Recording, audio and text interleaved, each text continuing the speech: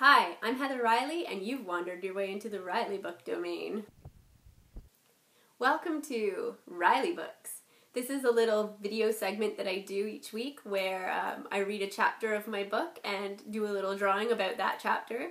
I have written the book, illustrated the book, and now I am reading the book just for you. So make sure that you tune in each week and you can hear the next chapter of the book. If you are lucky enough to be tuning into this a little later on when there are a whole bunch of videos there for your perusal, feel free to click one right after the other and hear more of the book. If you'd like to have the whole book, you can visit my website at www.reillybooks.com. There you have access to the ebook for literally any type of e-reader, computer, Kobo, Kindle, Apple projects, anything. It's there. You can have it. You can buy it. Please buy it. It's my work. I would appreciate the support. Also you can buy the entire audiobook. So check that out. Remember, when you're trying to find me online, I have the name that rhymes, R-E-I-L-L-Y. If you're interested in the artwork that I do each segment, there will be a contest at the end of each video. All you have to do is answer the skill-tested question about something that happened in the video. It's going to be so difficult. The first 3 correct answers will get to have a digital copy of them mailed out to you free of charge. And I hope you enjoy today's video. This is the video for Knight's Surrender, Chapter 1. Knight's Surrender. Written and read for you by Heather Riley. Illustrations also by Heather Riley. Chapter 1. Destiny. She ran. A girl does not typically stop to think about the cool wind blowing through her hair when she is quickly being pursued by a knight on horseback. Nevertheless, there it was, the nature-scented breeze that flipped up the ends of her page-cropped blonde hair as she pelted through the forest amid bird calls and wind-blown rustling leaves. Terrified, with her heart racing and the sound of her own measured breaths and the horse's heavy hooves coming to her ears, she tried to summon more speed to open the gap between them. She fumbled with the soft leather pouch that dangled from her belt and extracted a pinch of fine yellow dust. As she ran, she forcefully threw it to the ground behind her, careful not to let any particles land on the backs of her deerskin shoes. As soon as the powder made contact with the path, the few leaves, ferns, and twigs there burst into a mighty flame 3 feet high. The idea was to throw off the knight that was in hot pursuit by dazzling him, and not by scorching his horse. After all, the beast was in service to the knight and under his control whether it wished to be or not, much like the people of the kingdom he served. The smell was acrid, and the quick pop and sizzle of the ignited twigs was enough to make the horse rear, buying her a few more precious seconds of a lead. Unfortunately, the determined knight remained in his saddle. She could see the clearing up ahead where the trees thinned and let in the brilliant sunlight and poured on more speed. She broke through the last few pieces of brush and felt the temperature change as she left the shade of the forest and entered the sunny fields that surrounded her home. The sun was warm on her face as she raced along the open path that led to the large village. The girl felt a surge of relief as she shot through the gates that marked the barrier to her family's property. She grasped the rough wooden gatepost and, ignoring the sharp sting of a sliver that pierced her flesh, slammed it behind her, desperately hoping to slow the knight by another moment more.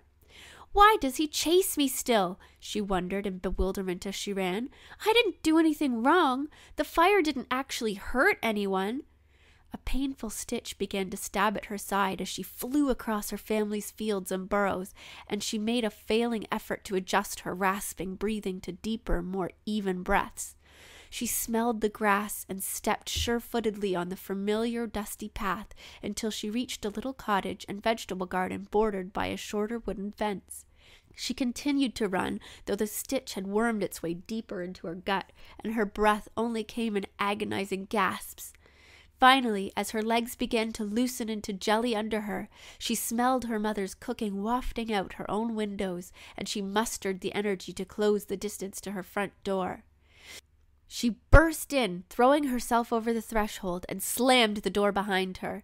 She heard it latch, and ran to take refuge in the kitchen behind her mother's plump body. blinded by the dim indoor light after being out in the bright sunshine. The smell of hearty stew enveloped her as she clutched the back of her mother's coarse skirt. "Whatever he says, Mother, trust that I didn't do it!" She panted desperately, trying to focus her wild eyes on the door as thundering hoofbeats approached outside. "What's all this about now?" her riled mother demanded, wondering what she was being asked to protect her child from. But in response, all she got was an ominous knocking at the door made with the forceful clanking of a metal gauntlet. "Oh, by the shields of the army of Ormond, what have you done now, child?" she complained, exasperated, shoulders slumping and body relaxing. Not really expecting an answer, the matron went to go open the heavy oak door. As her mother shuffled toward the door, the girl looked frantically around the cottage for another place to hide. It was a small place, but tidy. Dishes that were stacked neatly on a shelf, and pots and pans that hung from the wall beside the bright crackling hearth denoted the kitchen area. Nowhere to hide there, she thought in a panic. Next to it, taking up much of the main room, was a big table complete with bench seats and a clean tablecloth. This space served as the family's dining area and also offered nowhere to hide. The floor was wood in the sleeping area, but in the main room of the cottage it was made of a packed stone and dirt so that it was solid and level. This meant that there was no basement to run to. Then she remembered her bed. She ran under the dull brown curtain that hung by a wooden rod that marked the end of the main room and the beginning of the room behind it. Her shoes shuffled on the hidden room's wooden floor as she ran past her mother's large bed and scuttled beneath her own narrow bed frame. This too was made of wood and offered her just enough room to fit, though her blanket did not quite reach the floor. From the other room, she heard her mother's gasp as the woman opened the door to reveal one of the king's own men. "I am Khan of Endelwindale, a knight in Ormond's army and sworn protector of King Euryalus," he announced in a clear, commanding voice. "I seek the young girl." "That'd be my daughter, sir, but please, whatever she's done—" She stopped mid-sentence as Karn's hand rose, palm out, to silence her. "I must speak with the child," was his only response. Under the bed, the girl's palms had begun to sweat, and she heard her own heartbeat thumping loudly in her ears. She wondered vaguely why he didn't hear its racing beat and come to collect her at once. She gulped thickly as butterflies soared in her tummy, making her feel sick like the time she had accidentally drank some milk that had gone bad. Resigned to the fact that her mother would be of no help to her, the girl blew out a breath that made the hair on her face fly up on the gust she had created. She wriggled out from under her bed and straightened, taking the time to set her clothes right. She brushed off some of the gritty dirt her clothes and sweaty palms had collected from the wooden floor, combed her fingers hurriedly through her hair, and tucked the front portion, too long to be called bangs, behind her ear. It was thin, and was the same length all the way around, hanging just under her jawline. She almost always wore her hair down, as it helped to hide her freckle-speckled cheeks and long lashes. She felt that they were at odds with each other. Her eyes were probably her best feature, a deep turquoise blue, and the thick blonde lashes that framed them made them stand out. However, the multitude of freckles on her face made her look like she was much younger than her years, and made her feel about as unladylike as her figure. She was tall for a 10-year-old, standing just over 5 feet, 1 inch. She was neither fat nor thin, with sturdy arms and legs. In her opinion, she still had the curveless body shaped like a boy's from helping her mother with the farm chores, and her clothes hung loosely around her. Today she wore a tan tunic with navy trim, navy hose, and a thick brown leather belt round her waist to hold her pouches. She squared her shoulders, swallowed her fear, and walked out to meet her destiny.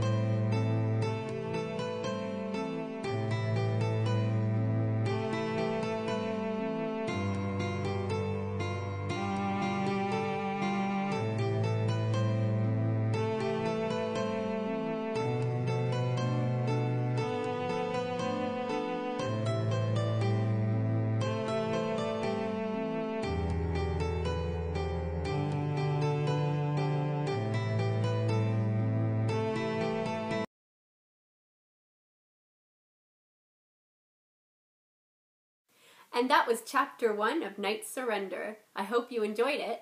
If you did like it, remember, on YouTube you have the option of hitting that like and subscribe button. That way you'll be ready for my next video that comes out. And also, it's free. So hit those buttons. Hit them. Hitting is bad, children. Don't hit each other. Just hit the like and subscribe button. If you have any comments for me, you can leave them down below the video on YouTube. And remember, guys, please keep it clean. Children and adults do watch these, and we want to be good role models. Role model. Good role model. Respect the little ones. They're going to be big ones one day. That kid right there, he's going to be your boss. Show respect. If you have a question about myself or about my books, you can become part of our segment where I do the top 2 tweets of the week. So you can leave a question or a comment on Twitter or on Facebook, at reillybooks, of course. And you can be part of that magic that's going to come. And now for the artwork piece. If you like today's artwork, then answer this question in the comments down below or on Twitter, at reillybooks. Everything's at reillybooks. The question for Chapter 1 is, who was chasing the girl on horseback? I want the name. Give me the name. Thank you, my epic fans, for tuning in. I hope to see you next week. And that's today's look at a Riley book.